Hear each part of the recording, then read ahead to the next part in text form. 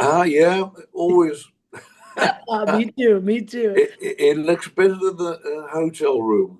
Yes, I know that feeling. It's like, well, why don't I just put the space background instead of the Yeah, where would I like to be? right? We would. Well, you are an amazing bass player for the Moody Blues. You're bringing your tour out back to Des Plaines into Illinois, coming up August 7th here in Chicago area. Real excited to have you back. Thank you. I'm really excited to be back in Chicago, and my very first concert in the US was in Chicago. Can you believe? 1968 with Chicago Transit Authority.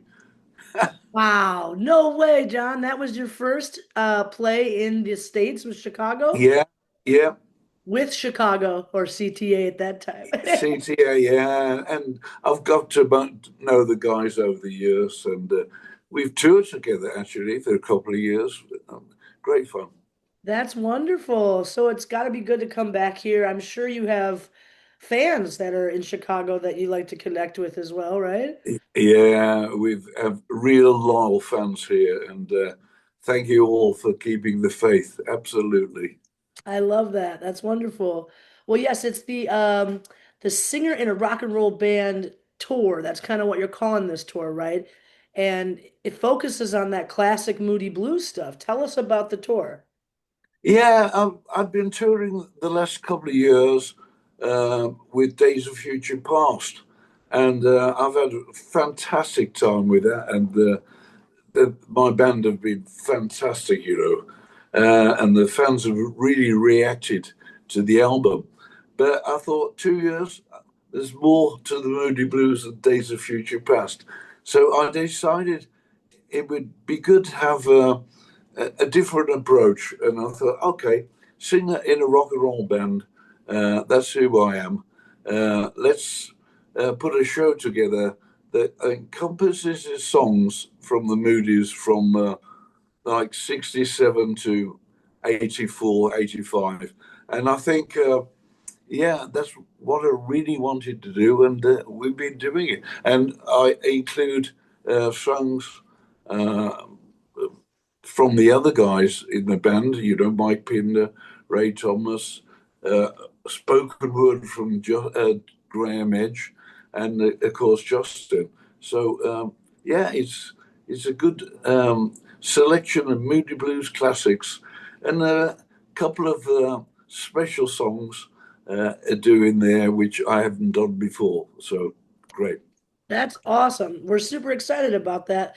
You are giving it sounds like a full Moody Blues experience. If you're going from 67 to 84, 85, it's going to be very encompassing. Yeah, well, non-stop 2 hours of non-stop Moody Blues music. No, and no break? Oh How, yeah, have to have a break in the middle. I'm not 21 I anymore. was gonna say, what are you, a superhero? That's hard.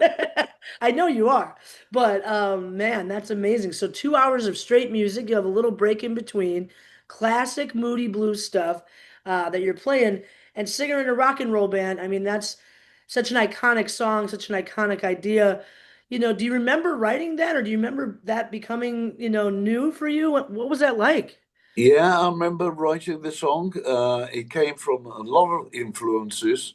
Uh, one was touring America a lot. We were touring a lot at that time, and uh, people thought we knew the answers to every question in the world. And we joked about it, of course. And but I remember going home back to England after 2 1 year, and there's a whole lot of guys and girls in my front garden, in my front yard. And I said, "What are you doing here?"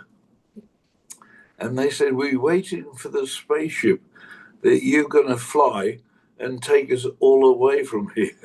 I, I said, "Well, I don't think so, because I don't like flying actually."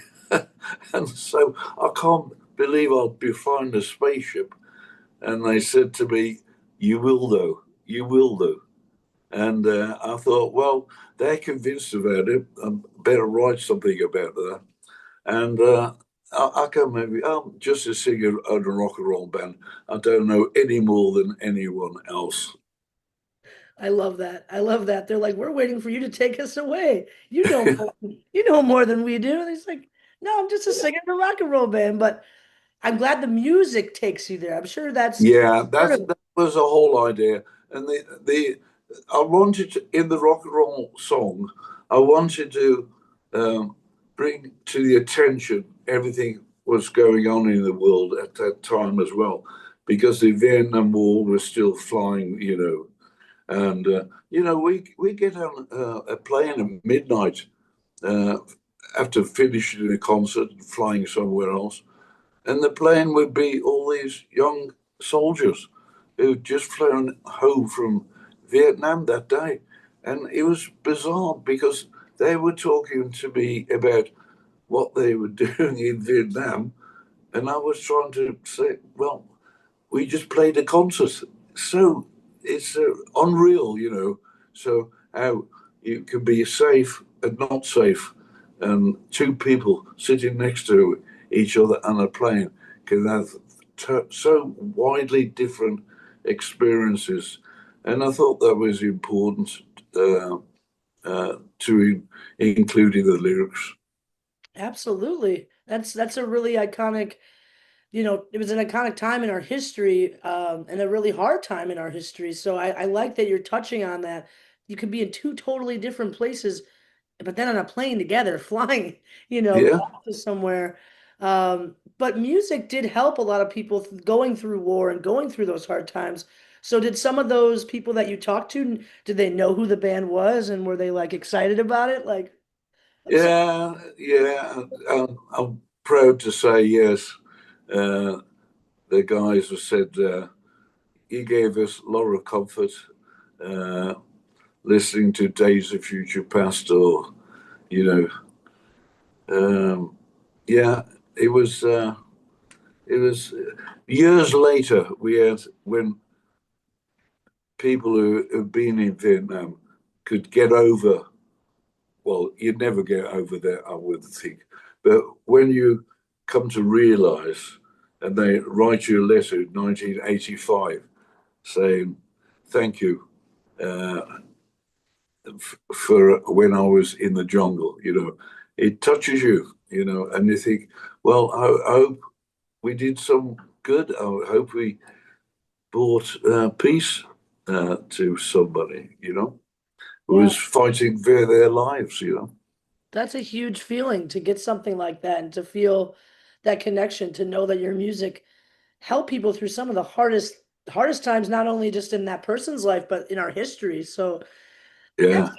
that gave me a kind of a flutter of the heart and some goosebumps. I'm sure you felt that a few times in your career now. Yeah, absolutely. Yeah, but well, the world moves on. We move on. Everyone moves on. You have to move on, and but hopefully the music still stays the same, and you can still find what you want to in the piece of music. What whoever's music is not just Moody's. I love music. I love it too. It does so much for the soul and the psyche and the just my general mood, and I love that. Why are you so passionate about keeping the Moodies alive? I know that's like a real thing for you, is you want to keep that music alive. Yeah, I am a Moody Blue. Always have been and always will be. It's an integral part of my life. Got music in my family, and what more can you wish for, really? And the music is so important to me. And I think when I play the songs, Moody songs, I see a reaction from the audience, and it's important to them. And I think feel it's a shame if you stopped playing Moody Blues music. You've taken something away from people, and I don't like that. We've had enough of the years. Buddy Holly was my actually ultimate hero, you know. And when he died, there was no more Buddy Holly, you know. What a shame. Can you imagine today if Buddy Holly and Crickets were still playing? You know, he'd be brilliant. But so many artists, you know, decide, oh, I don't want to be in that band anymore. I'm going to do this other thing. And the reason the band succeeded, because it was a band of guys getting together and using their own influences, their own innovation, and making and building and creating songs that didn't exist before. Absolutely. I mean, being in a band is like, having another family, right? It's a whole other unit of people that come together. And when you bring that innovation and those ideas and your influences together, what a beautiful thing to be able to create something new, So the Moody's are still, just like a lot of bands, are still so inventive and different. And if we don't keep it continuing, some people might miss out, some of this younger generation who I'm sure is showing up to your shows and you're like, wow, look at those young kids listening to the Moody Blues, like let's keep doing it. Yeah, that's what I'm pleased about. The young people come out, and then I play a song, and you can see recognition on their faces, and it's like I didn't know that was their song. They've heard, Yes. they've heard it somewhere else over the years. Oh, that's the Moody Blues song. I didn't never know that. That happened to me once. I was at the House of Blues in Chicago at a Yes concert, which I know you're very familiar with Yes. And my sister and I are in the bathroom and we're like, owner of a lonely heart. This isn't Yes, owner of a lonely heart. Because we were all close to the edge and fragile and all that. And it was in real time. We were pretty young that we realized owner of a lonely heart was the 80s Yes, So I like that you see that from the stage with the younger people. Yeah, it's right. Yeah, Yes, a great band. I've known them, everybody in Yes all my life, really, and of course my son-in-law, John Davison, Yeah, that's is your the second singer one. from Yes.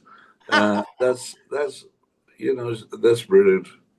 It is brilliant. I was reading that about your daughter is married to John, is that correct? Yes, that's correct. Daughter Emily. I love that. And he's in the band with you in this band. Yeah, he's in the band.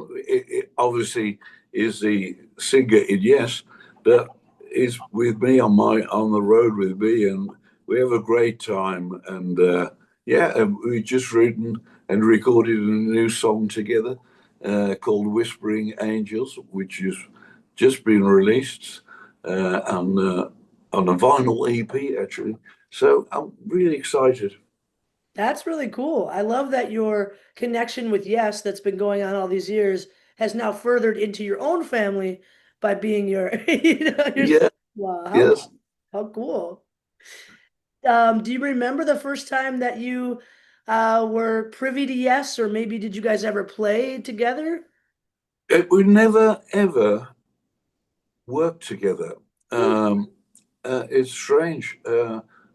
People always used to say, "Come on, we've got to get a Moody Blues Yes tour," but it never happened. I don't know why. I think Yes toured longer than us, the Moody's, because we used to decide how long we wanted to tour for, and that was it, you know.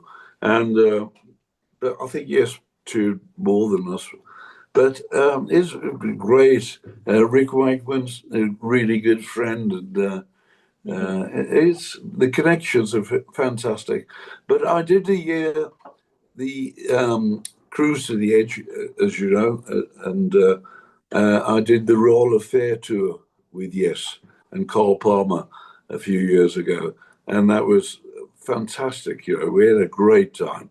It was the first time actually I'd ever been on a tour package with other artists.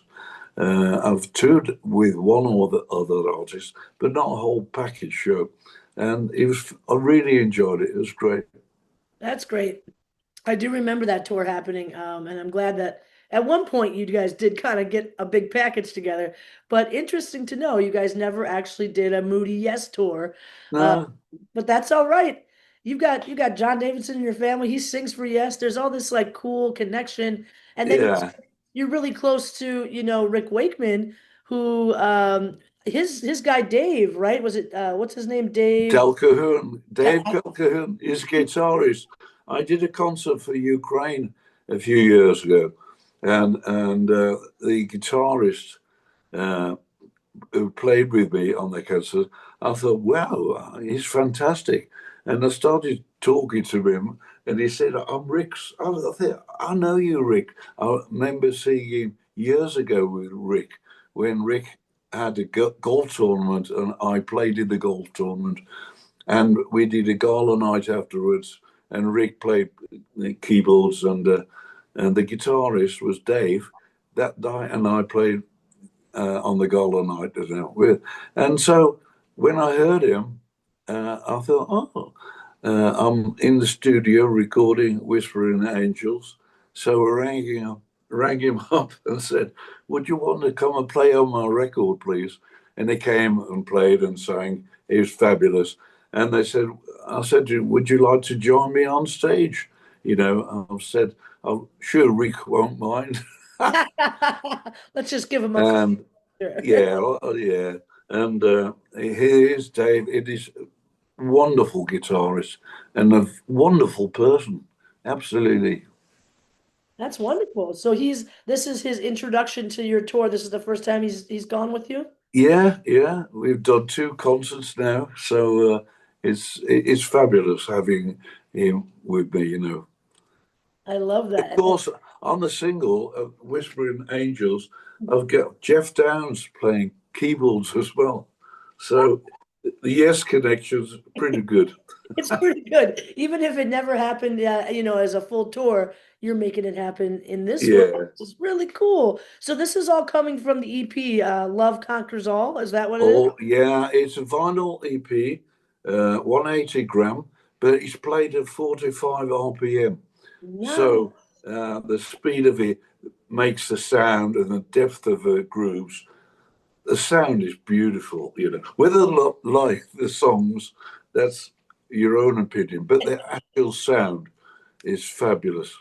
Is that so? So if it's at 45 RPM, the sound is deeper and more. Yeah, because the faster you can go, actually, it is a better.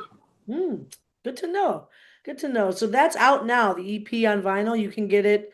Yeah, on my website, johnlodge.com, I suppose, Amazon, usual places, I suppose. Perfect. And then can you get it while you're at the show if you come out on Yeah, yes, 7th? yeah, we've got a nice little merchandising table and Good. a fantastic young girl who's running it. So say hello to Jess if you come there, anybody. Oh, that's amazing. I love that. It's a whole thing. You have all these moving parts to make something like this happen. And you've been doing these tours for years and years. I know at times, I'm sure with the Moody's, it was a lot to do, missing home, missing family. But nowadays, do you really look forward to it because you're not touring as much? I do enough touring, to be honest, and Yeah. I'm in the studio recording, and I'm at home writing, and sometimes I'm in my garden enjoying the garden. Yeah, right. You missed that. Like But simple. as we said years ago, it's a question of balance. If you get the balance right, you can keep everybody happy. And it's like spinning plates. The conjurers who spin the plates. If they let one go, it falls off. Yeah, it's true. Yeah. So you've got to keep the balance right. It's difficult sometimes, of course, but you try your best. Yeah, you're still doing it, so you must be doing something right. You must be balancing. So you like gardening. I know you used to like to golf. Do you still get out to the golf Yeah, course? Yeah. I haven't been recently because, as you know, or you may not know, a year ago, just over, I had a stroke, and I've been recovering from that. So the physical part of me is still recuperating, but everything else is fine. So I played golf once. I have a tournament for charity, and I played that, so I was pleased with that. But when after the tour, I do physio 3 times a week, and so encompassing that, I'll be doing my golf as well. Hopefully, Yes, you got it. You look amazing. You look like you're feeling good. I mean, it's been a year, you said, and you're feeling better. yeah, I feel great. Yeah, it was just a 9 when things don't work properly. It But happens. everything else working. Yeah, everything else is working, and that's what we want. You Yeah, going out on tour and you're doing this thing, that's your spirit. That's what draws you and keeps you going is the music, is your family, and and my band are unbelievable. They When we started rehearsing like 2 weeks ago, they were incredible. They knew every part. It wasn't just learning it; it was it's encompassing into their soul. Really, fabulous. wow, that's got to make you feel very proud and It makes me feel incredible. when people know your music and you come in and you're like, wait, you've rehearsed your set, like you really worked on it. Do you got to Yeah. take that? We can take a break if you need to go check the door. Oh no, that just it's Emily just Oh, okay. checking on me. Oh, nice. Hey, Emily. Hello, hi. Oh, hi. Thank you so much. Our pleasure. I love it. I love it. Well, I'm glad your band is just doing what they should be doing, which is rehearsing it and making sure they, like you said, they're feeling it in their soul and they're really going to bring a performance that's going to be exciting to see. It is. It's a joy standing in front of them and I'm going to give them a name check. Jason Charbonneau on cello, Dave Calcahoon on guitar, Billy Ashmore on drums, and Alan Hewitt on keyboards and musical director, and of course John Davison. What a good band. I mean, again, I got Yeah. goosebumps just from hearing the names and hearing what you're putting together.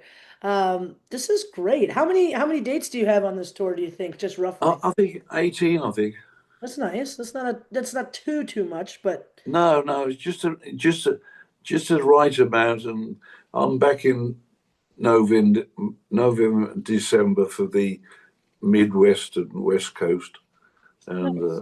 so the balance just nice. It is nice. It's nice to not overload too much. Do you prefer to tour in the summer or the fall, or does it matter to you? It does. I like touring in the spring. Always, always wary that we're going to have a snowstorm or something. But if not, it's really good. I love that. I love that. And Emily, who just popped in, for everybody who doesn't know, is your daughter and also your manager, correct? Yes, absolutely. Yeah. How long have you guys been working together in that capacity? Uh, well, she's always been around, but for the last 10 years, That's and beautiful. released 5 albums in that time and 6 albums, I think. Yeah, and yeah, Emily used to work with the Monty Python group, Oh, and so Michael Palin, and so she had a lot of expertise in management, and it was just an obvious thing for me. super obvious. Yeah, she seems like she's great to work with. It's awesome to have, time with your family in that capacity as well. So Yeah, yeah. I love that. So again, we were talking earlier just a little bit about a long history in Chicago. Your first concert was here, 1968, with CTA. Um, just so cool that you're coming back and that you have this history. Do you have any like memories from Chicago or favorite things to do when you're here? Well, Uh, in the summer, the beach is pretty good. It is. Yeah, that's good. In the winter, walking around the shops. Staying warm inside, absolutely. What everybody does, and I remember the few good restaurants there, which I like, and the ice hockey, the Oh yeah, Blackhawk. Yeah, I've Blackhawks. I've still got two jackets from the winter one and the summer one. Yeah. Oh, Yeah, that's so cool.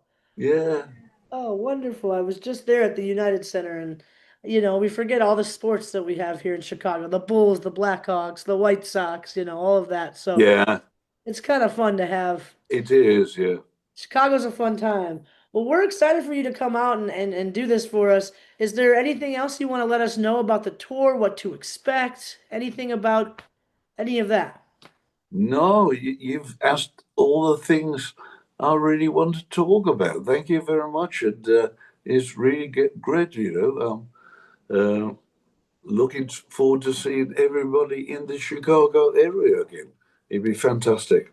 It's going to be a wonderful time. We'll see you at the Displays Theater August 7th, coming up right around the corner, and enjoy the tour in between this time. Thank you very much. Thank you so much. Have a great day. Bye, John. And thank you very much. Thank Bye-bye. you.